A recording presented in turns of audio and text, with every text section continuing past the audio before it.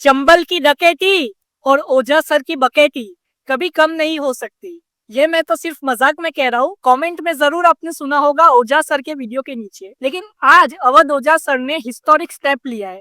अवध ओझा sir ने आम आदमी पार्टी को ज्वाइन कर लिया है। केजरीवाल जी और मनीष सिसोदिया जी ने अवध ओझा सर जी को आम आदमी पार्टी की सदस्यता दिलाई। अवध ओझा सर ने ज्वाइनिंग के टाइम पे ही कह दिया कि वो शिक्षा को बढ़ावा देने का काम करेंगे हमारे देश में। वो चाहते हैं कि ज्यादा से ज्यादा लोग शिक्षित हो। और अवध ओझा सर ने वो भी कहा कि जैसे मनीष सिसोदिया जी काम कर रहे हैं वैसे ही वो भी काम करना चाहते हैं। अरविंद केजरीवाल जी ने भी कहा कि वो चाहते हैं कि ज्यादा से ज्यादा लोग जो कि अपनी फील्ड में अच्छे है, कोई टीचिंग में अच्छा है, कोई अच्छा इंजीनियर है, कोई अच्छा डॉक्टर है, वो पॉलिटिक्स में आए और वो पॉलिटिक्स करे और पॉलिटिक्स से समाज को अच्छा बनाए। अवध ओझा सर जी ने भी कहा कि अगर आपको आगे बढ़ना है तो आपको अच्छे पॉलिटिशियंस और अच्छे टीचर की जरूरत है। तो अवध ओझा सर जी अच्छे टीचर तो है। सबको पता है कि अवध ओझा सर जी यूपीएससी की जो आईएएस एग्जाम देते हैं लोग उनको तैयारी कराते हैं और यूट्यूब पे वो बहुत ही फेमस है। वो मोटिवेशनल स्पीकर भी है और हिस्ट्री के टीचर भी है। आप देखोगे तो अवध ओझा सर जी का हिस्ट्री का नॉलेज बहुत ही पावरफुल है। अवध ओझा सर जी यूपीएससी एस्पिरेंट्स को हिस्ट्री का सब्जेक्ट पढ़ाते हैं। और मैं ये भी बता दूं कि जो भी यूपीएससी की तैयारी कर रहा है वो स्टूडेंट अवध ओझा सर जी को जानता ही होगा। अब मैं ये भी बता दूं कि हाल ही में लोकसभा चुनाव में अवध ओझा सर जी ने बीजेपी से प्रयागराज की सीट मांगी थी और कांग्रेस से अमेठी की सीट मांगी थी, लेकिन दोनों पार्टी ने उनको वो सीटें नहीं दी।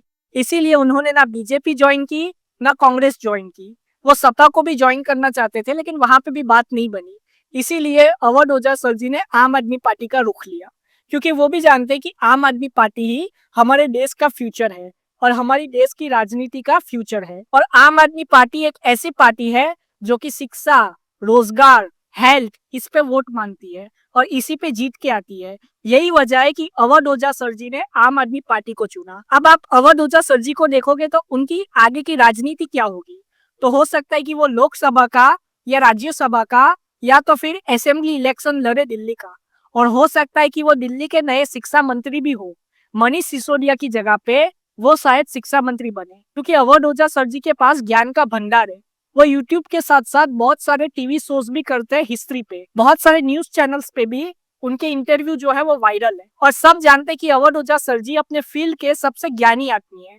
अब आगे मैं ये भी बता दूं कि अवध ओझा सर जी जैसे लोगों का राजनीति में आना बहुत ही जरूरी है, क्योंकि अगर ऐसे लोग राजनीति में आएंगे तो जैसे कि दूसरे बड़े टीचर्स हैं, जैसे कि अलग पांडे सर जी हो गए, खान सर हो गए, ये लोग भी राजनीति में आएंगे और इससे हमारी राजनीति भी अच्छी होगी। साथ ही साथ में जो हमारा यूथ है वो भी पॉलिटिक्स में आगे जाएगा, साथ ही साथ में शिक्षा में भी आगे जाएगा।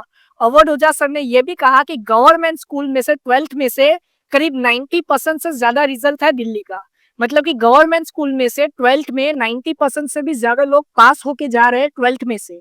तो ये बहुत ही बड़ी उपलब्धि है जो कि दिल्ली सरकार की है। यही वजह है कि आम आदमी पार्टी को उन्होंने चुना। और उन्होंने ये भी कहा कि अरविंद केजरीवाल जी और मनीष सिसोदिया जी का जो गोल है वो गोल के साथ ही वो भी आगे बढ़ेंगे। जब अरविंद केजरीवाल जी से पूछा गया कि अवध ओझा सर जी किस सीट से लड़ेंगे तो अरविंद केजरीवाल जी ने कहा कि कुछ सस्पेंस तो जरूरी है, टाइम आने पर मीडिया कर्मियों को हम बता देंगे और सबसे पहले हम मीडिया वालों को ही बताएंगे कि अवध ओझा सर कौन सी सीट से लड़ेंगे। अब हो सकता है कि ये जो आने वाला दिल्ली असेंबली का चुनाव है वो अवध ओझा सर जी दिल्ली से लड़े। बहुत सारे आम आदमी पार्टी के जो नेता है वो भी जेल में है। अभी जो अवध ओझा सर जी ने आम आदमी पार्टी को ज्वाइन किया है ये आम आदमी पार्टी के लिए एक संजीवनी है, क्योंकि आम आदमी पार्टी बहुत सारे केसेस से लड़ रही है। केजरीवाल जी पे बहुत सारे आरोप है, लेकिन उसमें अवध ओझा सर जी ने आम आदमी पार्टी ज्वाइन की। इससे पता चलता है कि लोगों का विश्वास आम आदमी पार्टी पे अभी भी है। और अवध ओझा सर जी ने जैसे कहा कि वो शिक्षा पे सबसे ज्यादा ध्यान देंगे, मतलब कि वो शिक्षा मंत्री हो सकते हैं दिल्ली के, या तो अगर वो एमएलए चुन के आए तो वो सबसे ज्यादा ध्यान दिल्ली की शिक्षा प्रणाली पे देंगे। और वो चाहेंगे कि ज्यादा से ज्यादा लोग शिक्षित हो दिल्ली में।